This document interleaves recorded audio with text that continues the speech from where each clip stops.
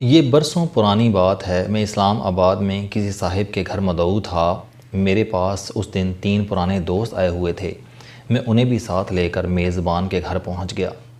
میرے ساتھ 3 لوگ دیکھ کر میزبان کا رنگ بدل گیا، لیکن مجھے وجہ سمجھ نہیں آئی۔ ہم پنجابی صدیوں سے یہ حرکت کر رہے ہیں۔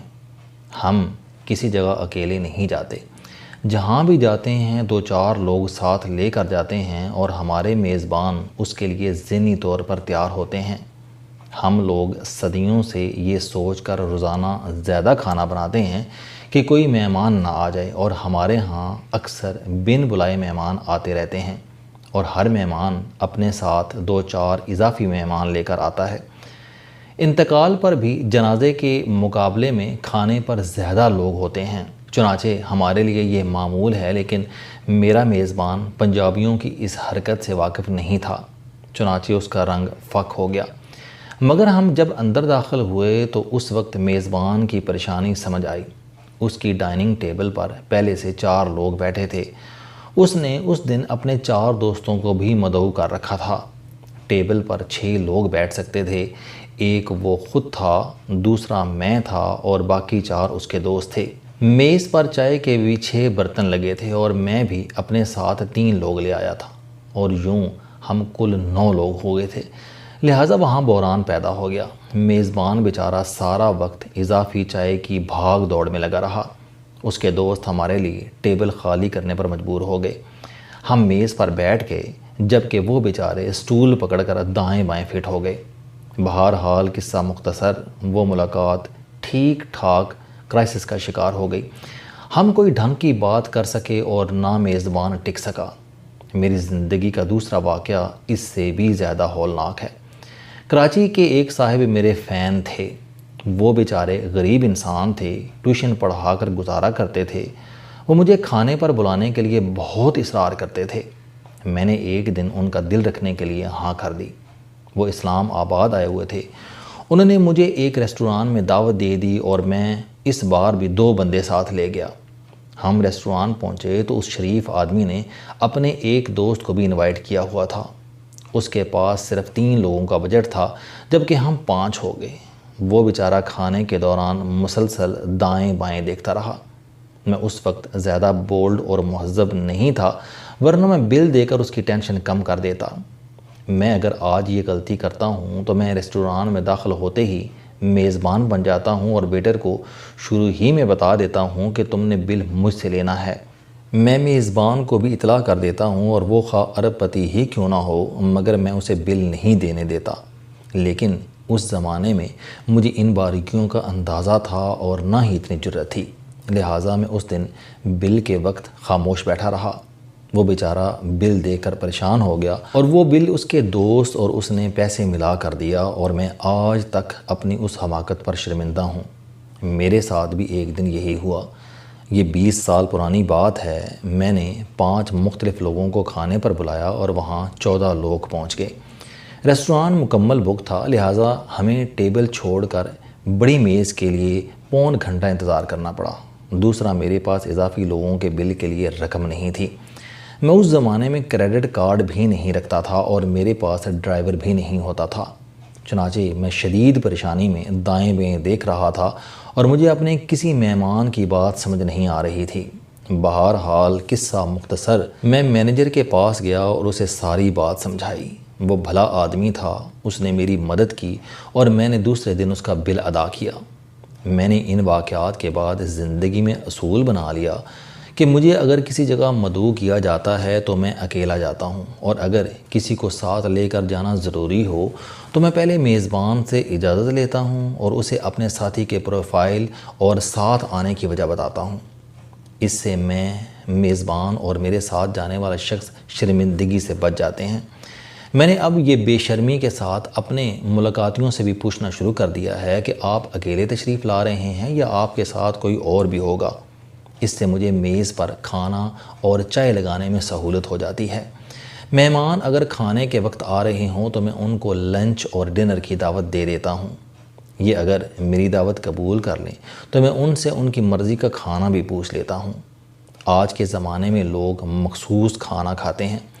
کوئی نمک مرچ پسند نہیں کرتا، کوئی میٹھے سے پرہیز کرتا ہے اور کسی کو کھٹے کھانوں سے الرجی ہوتی ہے۔ کچھ لوگ دیسی کھانے کھاتے ہیں اور کچھ یورپین کھانے پسند کرتے ہیں۔ آج کل مہمانوں کی مرضی کے مطابق ریسٹوران سے کھانا بھی منگوایا جا سکتا ہے، چنانچہ پوچھنے میں کوئی حرج نہیں ہوتا۔ میرے ایک دوست مجھ سے زیادہ چالاک ہیں، وہ مہمان سے پوچھنے کے بجائے اسے بتا دیتے ہیں میرے پاس بڑی اچھی مچھلی یا اچھا گوشت اور اچھی سبزی ہے اور میرا کوک فلاں ڈش بہت اچھی بناتا ہے، آپ کیا پسند کریں گے؟ مہمان کے پاس اب 3-4 آپشنز ہوتے ہیں، وہ ان میں سے کوئی ایک سلیکٹ کر لیتا ہے۔ میں نے وقت کے ساتھ یہ بھی سیکھا کہ جب کوئی شخص دعوت دے تو وقت پر پہنچیں۔ ہو سکتا ہے کہ اس کے بعد اس کی کوئی مصروفیت ہو، یا اگر اس نے کسی ریسٹوران میں دعوت دی ہے تو ریسٹوران نے کھانے کا وقت فکس کر رکھا ہو اور ہمارے بعد کسی دوسرے کی بکنگ ہو۔ میرے ایک پرانے دوست ہیں جاوید اقبال، یہ کارٹونسٹ ہیں، 40 سال سے جنگ اخبار کے لیے کارٹون بنا رہے ہیں۔ میں نے ان سے ایک حیران کن چیز سیکھی، یہ جب بھی میرے پاس آتے ہیں یہ اپنی آمد کے ساتھ رخصتی کا وقت بھی بتا دیتے ہیں۔ یہ بتاتے ہیں کہ میں 2:30 بجے آپ کے پاس آؤں گا اور 3:15 بجے چلا جاؤں گا، اس کے بعد میری کسی جگہ مصروفیت ہے، اور یہ اس کے ساتھ ساتھ یہ بھی بتا دیتے ہیں کہ یہ کیا کھائیں گے اور کیا پئیں گے۔ اس سے 2 فائدے ہوتے ہیں، میزبان اپنے شیڈیول کو ری شیڈیول کر لیتا ہے اور دوسرا ان کی مرضی کی چائے اور کھانے کا اہتمام کر سکتا ہے۔ اس سے وقت اور خوراک ضائع ہونے سے بچ جاتی ہے۔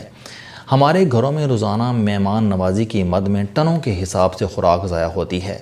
خواتین سارا دن خوراک تلتی اور پکاتی رہتی ہیں اور مہمان بعض اوقات انہیں چھوئے بغیر واپس چلے جاتے ہیں اور یوں خوراک، توانائی اور وقت تینوں برباد ہو جاتے ہیں۔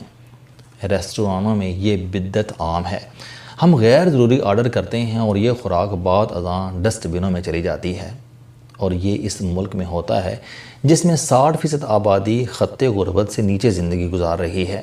یہ نہیں ہونا چاہیے، چنانچہ میں بھی اب جاوید اقبال صاحب کی پیروی میں میزبان کو پہلے بتاتا ہوں کہ میں فلاں وقت آؤں گا اور فلاں وقت واپس چلا جاؤں گا، اور صرف چائے کا 1 کپ یا گرین ٹی پیوں گا اور بس۔ میں نے وقت کے ساتھ ایک اور چیز بھی سیکھی، اور یہ بھی میرے دوستوں نے مجھے سکھائی۔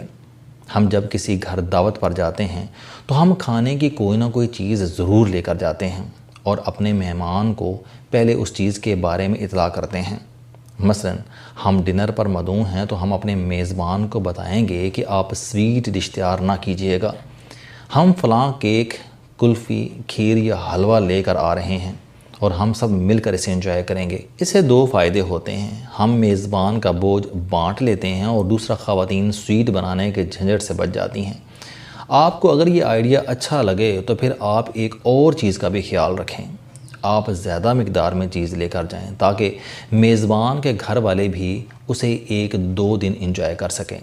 ایسا نہ ہو کہ آپ اپنی کلفی خود ہی کھا کر رخصت ہو جائیں اور خواتین بیچاری جھوٹے برتن مانجتی رہ جائیں۔ اور آخری بات، جس شخص کے گھر یہ دفتر جائیں وہ آپ کی خدمت کرے تو اس کا شکریہ بھی ادا کریں، کھانے اور سروس کی تعریف بھی کریں، اور اس کے گھر، دفتر اور ریسٹوران کی بھی۔ ریسٹوران کا انتخاب میزبان نے کیا ہے اور آرڈر بھی اسی نے دیا ہے، لہٰذا وہ تعریف کا مستحق ہے۔ کھانے میں کبھی نقص نہ نکالیں، نہ سامنے اور نہ بعد میں، یہ انتہائی واہیات حرکت ہوتی ہے۔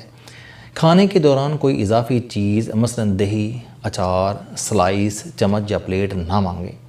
ہو سکتا ہے کہ میزبان کے پاس وہ موجود نہ ہو اور وہ شرمندہ ہو جائے، لہٰذا جو سامنے ہے اسی کو انجوائے کریں اور کھل کر اس کی تعریف کریں۔ یہ منافقت نہیں ہوتی، اسے تہذیب اور شائستگی کہتے ہیں۔